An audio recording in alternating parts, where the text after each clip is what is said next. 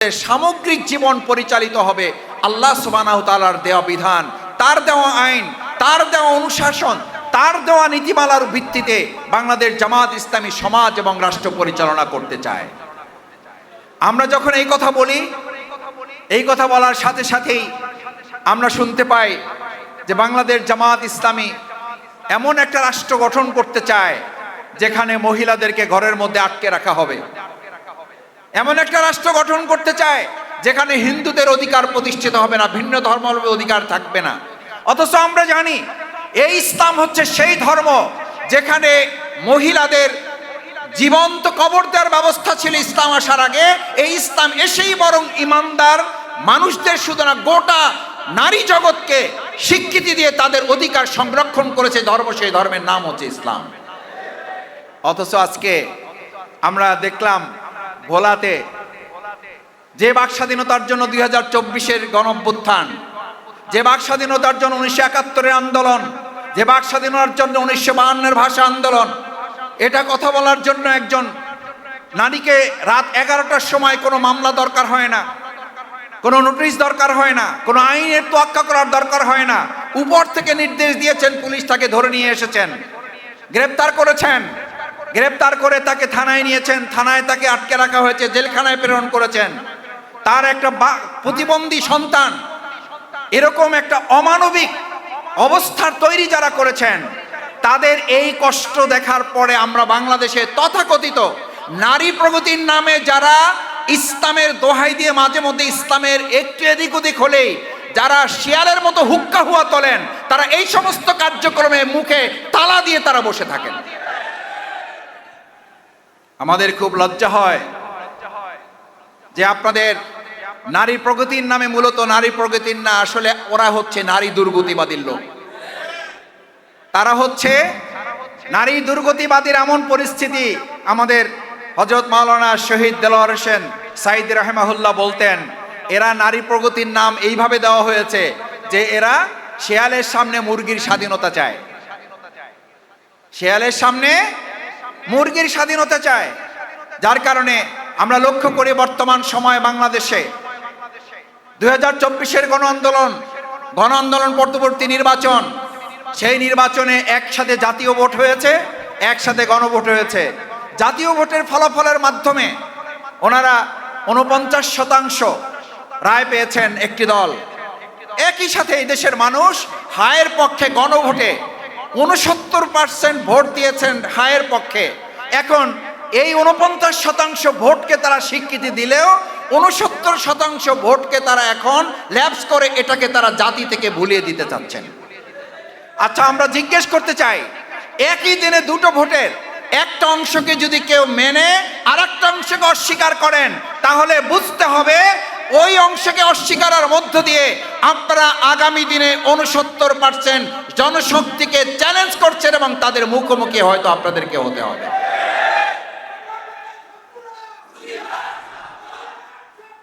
আমার ভাই এবং বন্ধুগণ, গণভোট কি শুধু জামাত ইসলামী চাইছিল ভোট? অন্য দলগুলো চাইছে না? চায় নাই? চাইছে, শুধু চায় নাই, দয়া করে একটা ভোট দিয়েন। দয়া করে একটা ভোট নিয়েছি আমরা, দয়া করে এখন সেই গণভোটকে বাস্তবায়ন করুন, না হলে দয়া করে আর একটা বিপ্লবের মুখে আপনাদেরকে পড়তে হবে। আজকে সংসদে আমরা খুবই অদ্ভুত একটা কথা, একটা অদ্ভুত শব্দের আবির্ভাব শুনেছি। অনলাইনে আন্দোলন করেও নাকি এখন ট্রফি পাওয়া যায়।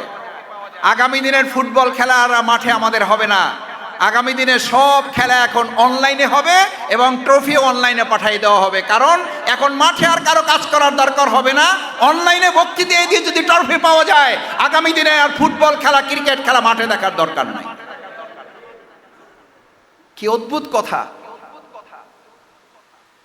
শহীদ হলো আমাদের সন্তানেরা, জীবন দিল তরুণ, কৃষক, শ্রমিক, মুটে মজুর, রিক্সাওয়ালা। এক রিক্সাওয়ালা এক শহীদকে নিয়ে হসপিটালে যাচ্ছে, দেখেন নাই আপনারা? এক শহীদকে গুলিবিদ্ধ এক সন্তান কিনে হসপিটালে যাচ্ছে। হসপিটালে যাওয়ার পরে সে জানতে পারছে এই গুলিবিদ্ধ সন্তানটা তার নিজের ট্রফি সে পাবে না, ট্রফি পাচ্ছে যারা অনলাইনে আন্দোলন করেছে, যারা অনলাইনে বক্তৃতা করেছেন, এবং সেই ট্রফির বিনিময়ে নাকি নির্বাচন পাওয়া গেছে। ট্রফির বিনিময়ে নির্বাচন পাওয়া গেছে যদি এটা সত্য হয়, তাহলে ট্রফির বিনিময়ে পাওয়া নির্বাচন, ওই ট্রফির বিনিময়ে তাদেরকে সিটগুলো দিয়ে দেওয়া হয়েছে, আমাদের সিটগুলো পরিবর্তন করে। রিকশাওয়ালারা জানতে চায়, ভাই ভোট তো দিলাম এক জায়গায়, চলে গেল আর এক জায়গায়, ঘটনা কি? জানতে চায় না? চায় না? জানতে চায়। আমরা ভোট দিয়ে আসলাম এক জায়গায়, ভোটের ফল দেখছি যাচ্ছে আর এক জায়গায়। আমরা পরিষ্কার বলতে চাই, এই কথার প্রতিধ্বনি যদি গণভোট এই সমাজে বাস্তবায়ন না হয়, খুব শীঘ্রই এই জনতাই মাঠে নামবে। আমার ভোট দিয়েছিলাম যেখানে, সেখানে এই ভোট আবার ফিরে নিয়ে আসার জন্য আরেকটা নির্বাচন আমাদের আদায় করতে হবে। সম্মানিত ভাই এবং বন্ধুগণ, আমরা কথায় কেন এতই হয়ে যাচ্ছি? একজন বোন কথা বলছেন, তাকে গ্রেপ্তার করে ফেলছেন। ময়মনসিংহে একজন কথা বলছেন, তাকে গ্রেপ্তার করে ফেলছেন। এইরকম কথা বলা, এরকম সোশ্যাল মিডিয়া মানুষের জন্য মুক্ত করে দেওয়া, এই কথা তো শেখ হাসিনা বলেছিল। এটা ফ্যাসিস্ট হাসিনা এই বক্তব্য দিয়েছিল যে আমার 2024 সালের 5ই আগস্ট পতন হয়েছে অনেক পরে, আগে আমার পতন হয়েছে সামাজিক যোগাযোগ মাধ্যমে, যেখানে আমাকে তারা পতন ঘটিয়েছে। আজকে আপনারাও যদি আবার কেউ, আমরাও আবার যদি কেউ এই সোশ্যাল মিডিয়ার বাকছন্দিতরতা যদি আমরা বন্ধ করি, তাহলে মনে করতে হবে আবার ওরকম ফ্যাসিস্ট হাসিনার পতনের জন্য আমাদেরকে অপেক্ষা করতে হবে। সম্মানিত নাগরিক বৃন্দ, আজকে আমাদের এই প্রিয় মাতৃভূমি বাংলাদেশ, এই বাংলাদেশটাকে আমরা সবাই মিলে, বাংলাদেশ সবার আগে বাংলাদেশ, সবাই মিলে যদি বাংলাদেশ হবে, তাহলে সবাই মিলে বাংলাদেশ হলে আমরা সবাই মিলতে পারছি না কেন? সবার আগে যদি বাংলাদেশ হবে, তাহলে সবার আগে বাংলাদেশকে আমরা রাখতে পারছি না কেন? সবার আগে বাংলাদেশকে আমরা প্রায়োরিটি দিতে পারছি না কেন? অগ্রাধিকার দিতে পারছি না কেন? আমাদের সংস্কার আমরা ভুলে যাচ্ছি কেন? আমরা সংস্কারকে এখন সংশোধনের মধ্যে ফেলে দিচ্ছি কেন? অথচ 31 দফা, যে 31 দফার মাধ্যমে জনগণের কাছে আমাদের বাংলাদেশের বর্তমান সরকারি দল বিএনপি মানুষের কাছে ভোট চেয়েছিল, সেই 31 দফার 1 নম্বর কি? সংস্কারের ভিত্তিতে তারা এই দেশটাকে এগিয়ে নিয়ে যাবে। অথচ সেই সংস্কার শব্দটাই তারা এখন আর শুনতে নারাজ। বলেছে সংস্কার বলে কিছু নাই, যা আছে সংশোধন। আমি আজকে একটা কথা জিজ্ঞেস করে, মতিঝিলের ভাইয়েরা, সম্মানিত নাগরিক বৃন্দ, গোটা বাংলাদেশ আন্দোলনে ছিল, তার মধ্যে মতিঝিল তো একটা উত্তপ্ত গর্বের মধ্যে আপনারা ছিলেন। আপনারা কি কোথাও রাস্তায় মিছিল করেছেন এটার জন্য যে সংশোধনের জন্য আমরা রাস্তায় নেমেছি, নাকি সংস্কারের জন্য নেমেছিলাম? আমাদের সন্তানেরা রাস্তায় কি অ্যামেন্ডমেন্ট লিখেছিল নাকি রিফর্ম লিখেছিল? সংস্কারের কাজ চলছে, লিখে রাস্তা আটকে দাঁড়িয়েছিল। রাস্তা আটকে দাঁড়িয়েছিল, কি চলছে? সংস্কার চলছে, অন্য রাস্তা ব্যবহার করেন। সেই সংস্কারকে উধাও করে দেওয়া হচ্ছে কেন? তার মানে আমরা খুব ভালো করে বুঝতে পারি, আবার আমাদেরকে সেই 17 বছরের অন্ধকার বাংলাদেশের দিকে ফিরিয়ে নিয়ে যাওয়ার একটা গভীর চক্রান্ত চলছে। পরিষ্কার মাথায় রাখতে হবে, হেলিকপ্টারে শেখ হাসিনা পালিয়েছেন, কিছু লোক তার দোসররা লুকিয়ে আছেন, কিছু লোক পার্শ্ববর্তী দেশে আশ্রয় নিয়েছেন, তার দোসররা। কিন্তু যেই জেনজিরা, যেই আলফা জেনারেশন, যারা বলেছিল বুকের ভিতর অনেক জ্বর, যত পারো গুলি কর, যেই জেনারেশন বলেছিল একটা গুলি করলে একটাই লড়ে, বাকিগুলো লড়ে না, সেই জেনারেশন চলে গেছে না আছে? আমি শুধু স্মরণ করাইয়া দিতে চাই, খাল কাটেন ভালো কথা, কিন্তু খালকে একটা কুমির ডাইকা নিয়ে আইসেন না। আমার কেন যেন মনে হয় শহীদ প্রেসিডেন্ট জিয়াউর রহমান খাল কেটেছিলেন পানি নিয়ে আসার জন্য, আর বর্তমান বিএনপি খাল কাটতেছে পাশের কোন একটা রাষ্ট্র থেকে কুমির ডেকে নিয়ে আসার জন্য।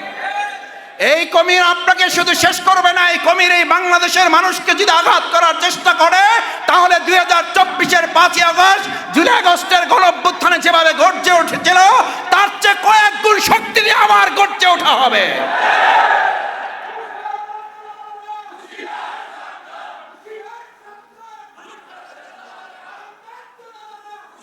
আমার ভাইয়েরা, আপনারা, আমি বুঝতে পারি বক্তব্য শুনতে চাইবেন না, কারণ আপনাদের গান গজল তারপর কৌতুক এগুলো লাগবে, শুনবেন। আমি কথা শেষ করে দেব, আমি একটা কথা বলে শেষ করি। মনে আছে আপনাদের 17 সাল কালভার্ট, ব্রিজ, সেতু, উন্নয়ন উন্নয়ন উন্নয়ন উন্নয়ন উন্নয়ন উন্নয়ন উন্নয়ন উন্নয়ন করতে করতে নির্বাচন নাই, হাওয়া। উন্নয়ন উন্নয়ন করতে করতে নির্বাচন আর ভোট বলে কিছু নাই, সরিয়ে দেওয়া হলো। এরপরে 2024-এর 5ই আগস্টের পর আবার একদল এসে দেখলাম নির্বাচন নির্বাচন নির্বাচন করতে করতে বিচার আর সংস্কার ভুলাই দেওয়া হলো। ভালো করে বুঝেন, 17 বছর ছিল উন্নয়ন উন্নয়ন উন্নয়ন, নাই কি নির্বাচন। এরপর 1.5 বছর খালি নির্বাচন নির্বাচন নির্বাচন, নাই বিচার আর সংস্কার। লাগবে না, এগুলো পরে আমরা এসে করব। আরে ভাই, আপনারা এসে করবেন এটা বলছিল কে আপনাদের? তার মানে বোঝা যায় যে এরকম একটা ষড়যন্ত্র হবে, এটা আপনারা আগেই ঠিক করে রেখেছিলেন। এইটা বলার জন্য এটা বলি নাই। নির্বাচন নির্বাচন করতে করতে বিচার এবং সংস্কার শেষ। এখন আইসা আবার 2026-এর 12ই ফেব্রুয়ারির নির্বাচনের পর শুনতেছি 28 দিনে 28 উন্নয়ন প্রকল্প বাস্তবায়ন। নখের কালি শুকানোর আগেই অমুক কাঠ বিতরণ সম্পন্ন। নখের কালি শুকাইতে পারে নাই, খাল কাটা শেষ।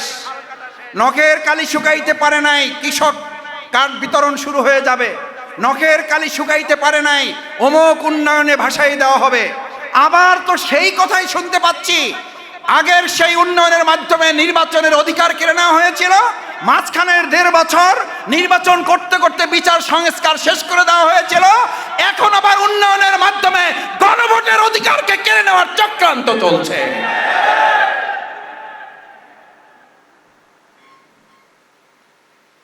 উন্নয়নের ধোকায় আর মানুষকে 17 বছর ফেলে রাখা যাবে না। পরিস্থিতি এমনও হইতে পারে 17 মাস না হয়ে 17 সপ্তাহ না, 17 ঘন্টায় একটা পতন ধ্বনি আমাদের সামনে চলে আসতে পারে। আমাদের তরুণেরা, আমাদের যুবকেরা বিভিন্ন জায়গায় তারা কথা তুলছে, তারা বক্তব্য দিচ্ছে। আমরা নিজেদেরকে নিজের পায়ে যেন কুড়াল না মারি। 5 বছরের জন্য আমাদেরকে জনগণ রায় দিয়েছে, আমরা বিরোধী দলে ভূমিকা পালন করছি। 5 বছরের জন্য আপনাদেরকে জনগণ রায় দিয়েছে, আপনারা ভূমিকা পালন করুন। জনগণের 70% মতামতকে গুরুত্ব দিন, সংস্কারে হাত দিন। সংস্কারের জন্য নতুন একটা প্রেক্ষাপট তৈরি হয়েছিল, সেই সংস্কারই যদি না হয় তাহলে আমার ফ্লাইওভার আর যমুনা সেতু আর আমাদের পদ্মা সেতু করেও কিন্তু ওই সরকার রক্ষা পায় নাই। সুতরাং আমার ফ্যামিলি কার্ড যত না দরকার, তার চেয়ে আজকে মানুষ আওয়াজ তুলেছে তেল পাওয়ার জন্য একটা কার্ড দরকার। আমি সেদিন বলেছিলাম একজনকে, সংসদ থেকে বের হতে হতে 2-3 এমপিদের সাথে তো দেখা হয়, তো সরকার দলীয় এমপিরাও সিরিয়াল দিয়ে বের হতেছে, আমরাও বের হতেছি। তো হাত মিলাইতে মিলাইতে বলতেছিলাম, মজা করে, আমরা কাছাকাছি আর কি এমপি, তরুণ বয়সের। আমি বলতেছিলাম যে ভাই, তেল পাম্পে পাবেন কিভাবে? তেল তো সব নিয়ে এসে জমা করা হয়েছে সংসদে। বক্তৃতা দেওয়া হয় 7 মিনিটে, 7 মিনিটের বক্তৃতায় 6 মিনিট 59 সেকেন্ড শুধু তেল বিতরণ চলে। 1 সেকেন্ড এলাকার কথা বলার টাইম পায় না। তেল বিতরণ যখন শেষ হয়ে যায়, তারপরে বলে মাননীয় স্পিকার, আমার এলাকার কথা বলার জন্য 2 মিনিট সময় চাই। কারণ 6 মিনিট সময় যেটা নির্ধারিত ছিল, ওই 6 মিনিট নির্ধারিত সময়ে 5 মিনিট 59 সেকেন্ড চলে গেছে কি বিতরণে। তো তেল বিতরণ যদি সংসদে চলে, আপনি পেট্রোল পাম্পে তেল পাবেন কোথায়? তেল তো চলে গেছে সংসদে। এই জন্য আমরা বলি, সংসদে তেল বিতরণ বন্ধ করেন, তেল বিতরণ অক্টেন এখানে পাম্পে নিয়ে আসেন। পাম্পে তেল বিতরণ না করে এরকম সংসদে তেল বিতরণ করে ফ্যাসিস্ট হাসিনার পতন হয়েছিল। হেলিকপ্টারে উঠেছিল, সকালের নাস্তা করে দুপুরে খাইতে পারে নাই, তার আগে দেশ ছাড়তে হয়েছে। তেলবাজি বন্ধ করেন, বাস্তব কথা বলতে শুরু করেন। বাস্তব কথা না বললে মানুষের মন জয় করতে পারবেন না। যদি মানুষের মন জয় করে মনে করেন যে 49% ভোট পেয়ে গেছেন, তাহলে এটাও কিন্তু মাথায় রেখেন, 69% ভোটকে কিন্তু আপনার তাহলে মোকাবেলা করতে হবে। আমরা আপনাদের বিরোধী নই, নাম বিরোধী দল, কিন্তু আমিরে জামাত বিরোধী দলের নেতা ডাক্তার শফিকুর রহমান পরিষ্কার বলেছেন, আমরা বিরোধী দলে থেকে যৌক্তিক কাজে আপনাদের সামগ্রিকভাবে সহযোগিতা করব, কিন্তু অন্যায় অযৌক্তিক গণবিরোধী কোনো বিষয় হলে সামর্থ্য অনুযায়ী জনগণকে সাথে নিয়ে প্রত্যেকটা বিষয় আমরা মোকাবেলাও করব। সম্মানিত ভাই এবং বন্ধুগণ, তাই আসুন, মতিঝিল অঞ্চল এটি একটি অর্থনৈতিক অঞ্চল। সবাইকে দেরিতে হলেও একত্রিত অবস্থায় সবাইকে জানাচ্ছি ঈদ মোবারক। আজকে বাংলাদেশের গণমানুষের প্রিয় সংগঠন, বাংলাদেশের গণমানুষের অধিকার আদায়ের আন্দোলনের অন্যতম কাফেলা বাংলাদেশ জামাত ইসলামী ঢাকা মহানগরী দক্ষিণের একটি অর্থনৈতিক অঞ্চল হিসাবে বাংলাদেশের রাজধানী হচ্ছে ঢাকা, অর্থনৈতিক রাজধানীর নাম হচ্ছে মতিঝিল। সেই মতিঝিল দক্ষিণ থানার উদ্যোগে আয়োজিত আজকের ঈদ পুণ্যমিলনী এবং সাংস্কৃতিক অনুষ্ঠানের প্রিয় সভাপতি, বিশিষ্ট ব্যবসায়ী, সমাজসেবক, সংগঠক, বাংলাদেশ জামাত ইসলামী মহানগরী মজলিস শুরার সম্মানিত সদস্য, মতিঝিল দক্ষিণ থানার সংগ্রামী আমির, সাবেক ছাত্রনেতা, আমার প্রিয় ভাই জনাব মুতাসিম বিল্লাহ, উপস্থিত বাংলাদেশ জামাত ইসলামী কেন্দ্রীয় মজলিস শুরার অন্যতম সদস্য, ঢাকা মহানগরী দক্ষিণের কর্ম পরিষদ সদস্য, ঢাকা বার সমিতির নির্বাচিত সিনিয়র সহসভাপতি, বিজ্ঞ আইনজীবী জনাব অ্যাডভোকেট এস.এম. কামাল উদ্দিন, আমার সামনে উপস্থিত মতিঝিল এলাকার সম্মানিত বিশিষ্ট ব্যবসায়ী বৃন্দ, এই এলাকার সম্মানিত গণ্যমান্য ব্যক্তিবর্গ, বিশিষ্ট নাগরিক বৃন্দ, তরুণ যুবক ভাইয়েরা, উপস্থিত সম্মানিত সুধী মণ্ডলী, ভাই বন্ধুগণ, সাংবাদিক বৃন্দ এবং পরবর্তীতে সামাজিক যোগাযোগ মাধ্যম থেকে যারা শুনবেন তাদের সবাইকেই অন্তরে অন্তঃস্থল থেকে আন্তরিক ধন্যবাদ এবং কৃতজ্ঞতা জানাচ্ছি। আপনারা কষ্ট করে ঢাকার এই ব্যস্ততম অঞ্চলে সময় ব্যয় করে যারা বাংলাদেশ জামাত ইসলামীর মতিঝিল দক্ষিণ থানার আমন্ত্রণে আজকে এখানে এসে উপস্থিত হয়েছেন। ইতিমধ্যে কিছু বক্তব্য শুনেছেন এবং মাঝখানে আপনারা বিভিন্ন আনন্দঘন অথচ শিক্ষণীয় সাংস্কৃতিক পরিবেশনা মহানগর শিল্পী গোষ্ঠী এবং শাপলা শিল্পী গোষ্ঠীর আয়োজনে আরও পরিবেশনা আপনাদের সামনে উপস্থাপনা করা হবে। আশা করি আপনারা শেষ পর্যন্ত থাকবেন, শুনবেন এবং উপভোগ করে আমরা আমাদের ব্যক্তি, পরিবার, সমাজ এবং রাষ্ট্রীয় জীবনে শিক্ষা গ্রহণ করে তা বাস্তবায়নের জন্য চেষ্টা করব। আল্লাহ তাআলা আমাদের তৌফিক দান করুন। সম্মানিত সুধী মণ্ডলী, উপস্থিত ভাই এবং বন্ধুগণ, মহান আল্লাহ সুবহানাহু ওয়া তাআলা ইসলামকে এতটা পরিপূর্ণ করেছেন যে আনন্দ পাওয়ার জন্য অথবা মেন্টাল রিফ্রেশমেন্টের জন্য আজকের যুগে যে সমস্ত অবৈধ, অশালীন, অসভ্য এবং আমাদের সমাজ নষ্ট করে, পরিবার ধ্বংস করে দেয়, তরুণ সমাজকে বিনষ্ট করে দেয়, সে সমস্ত অশ্লীল কার্যক্রমের বিপরীতে ইসলাম অনেক পূর্ব থেকেই নিজেদের মধ্যে ইসলামের আনন্দ তৈরি করার নানান আয়োজন আমাদের মধ্যে আল্লাহ সুবহানাহু ওয়া তাআলা রাসূল করিম সাল্লাল্লাহু আলাইহি সাল্লামের মাধ্যমে তা দিয়েছেন এবং সেটা সুন্নাহ। আজকে এখানে আপনারা যে প্রোগ্রামে উপস্থিত হয়েছেন, ইসলাম আমাদেরকে কতটা নিয়ামতের মধ্যে রেখেছে।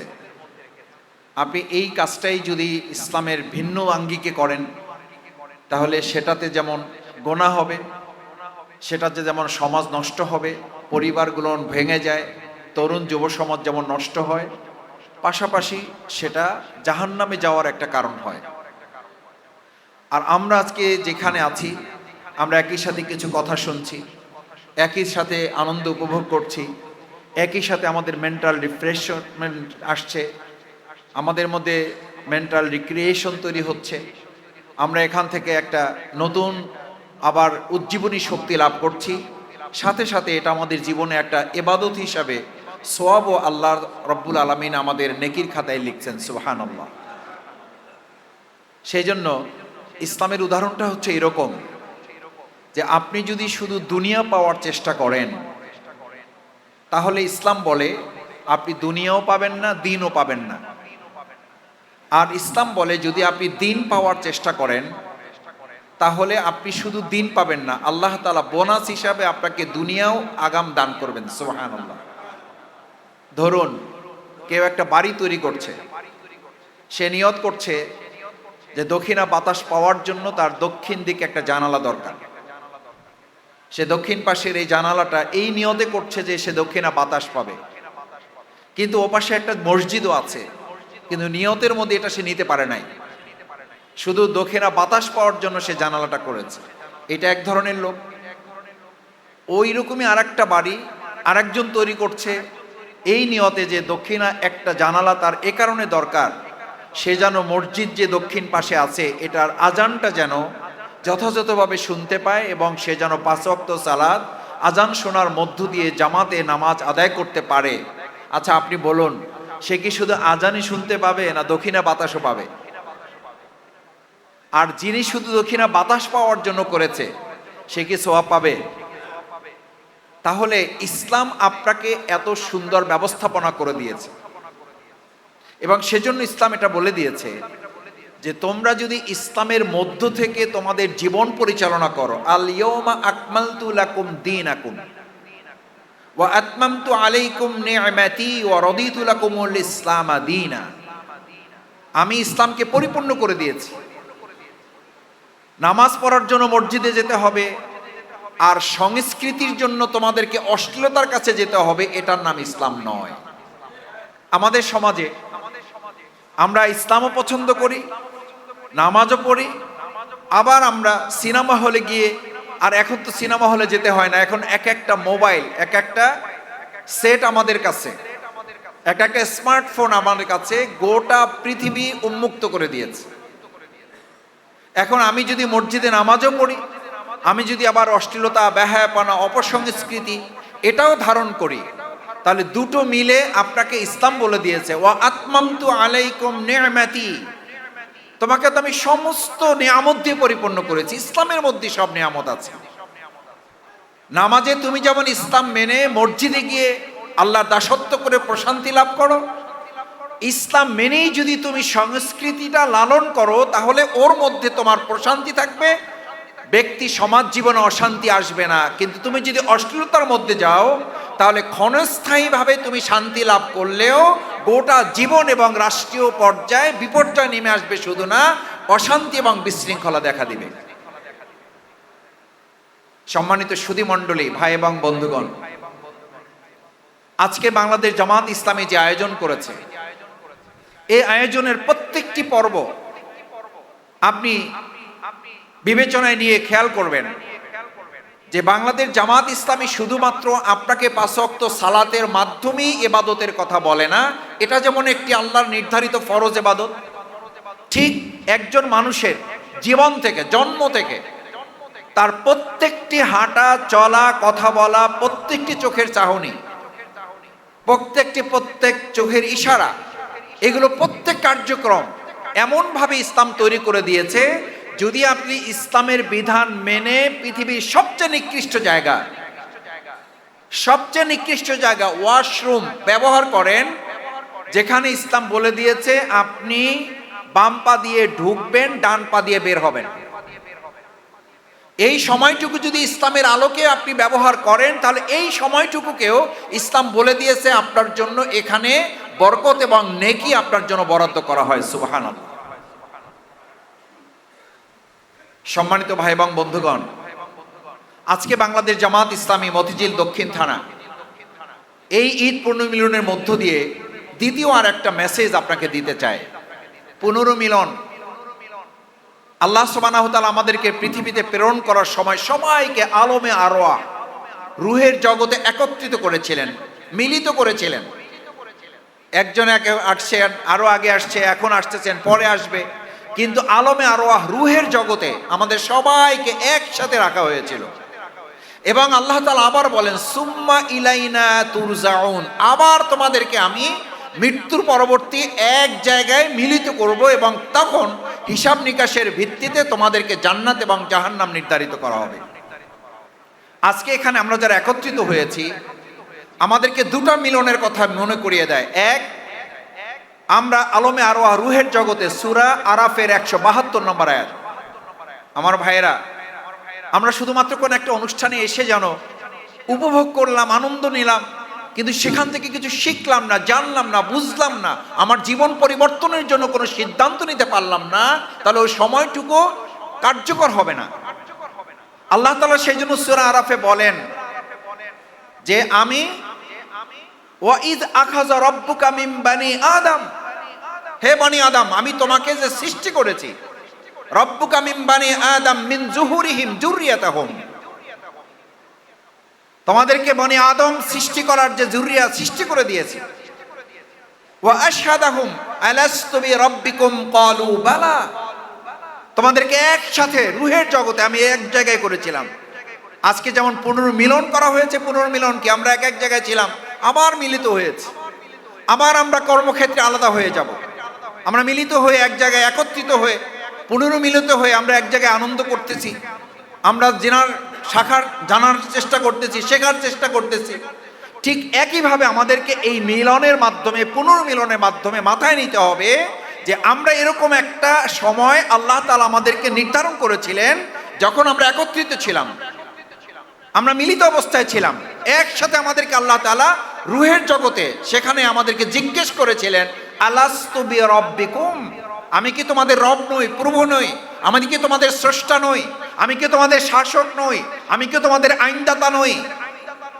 আলা লাহুল খালকু ওয়াল আমর, আমি তোমাদের সেই আল্লাহ যে সৃষ্টি, যার আইন চলবে তার, আমি তোমাদের সেই রব। আমি কি তোমাদের সেই রব নই?